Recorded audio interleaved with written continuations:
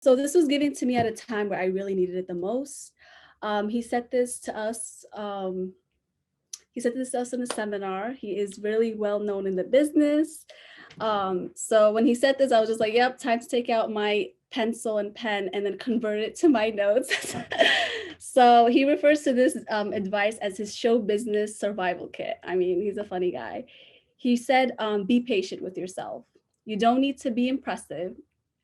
You need to be competent, which is undervalued. You are a young person who is just learning. You aren't really expected to be impressive. You are expected to be curious and energetic, which is something that I mentioned before. And he continued to say, so take initiative, be on time. And he said, don't you dare show up late, be on time. And don't complain, but that doesn't mean to be abused. Like Alina said, don't abuse, don't, yeah. But if the work is hard and will provide growth that you are looking for, and basically if the job provides growth, then just keep on going. It will all like come together in the end, because we are just young people. And I think what I loved about this advice is that we try so hard, like I said, to be impressive, go up the ladder, that sometimes we forget the basic human things that we're supposed to focus on. Like, don't forget to be a good person, say good morning, smile at people, say hi, crack a little jokes here and there to an extent.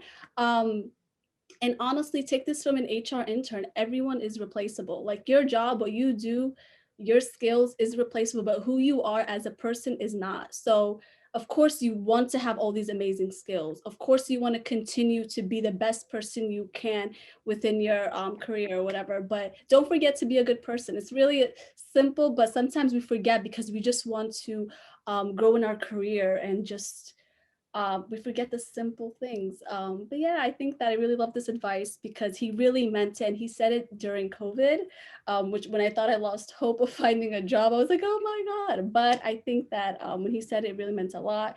And yeah, I hope you guys got a little taste of that and liked it. Yeah, for sure. I love that advice. And I think for me, one of the greatest pieces of advice I've received was to have that confidence and agency to speak up, especially during meetings. I know for me personally, it was difficult because I had this idea in my head, or I think what maybe some of you might feel, of course, that feeling of imposter syndrome, not feeling like you belong, or why am I here? I know Diana mentioned a little bit with like being a Brooklyn College student and how sometimes these names, those bigger name schools might have felt weird sometimes to be in that space.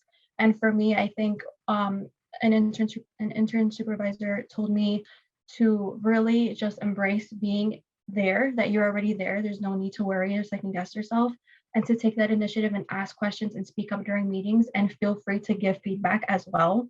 And I think that was such like mind-blowing information for me because I know having the title of intern, I was like, I'm just here to kind of like do things and that's it. But it's really not that, just really going above and beyond that and like taking initiative, working on projects. And I think even being able to take things you've learned from other internships or other experiences and bringing that to your new place of work is also a great way to continue further developing another team you're working on.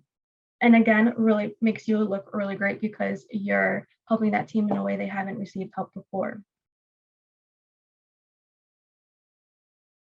Make sure to check out the My Career tab on the BC Navigator app, where you can track your career progress based on the amount of credits you've earned, stay updated on upcoming events from the Magner Center, and watch our videos for insight and advice on your career field.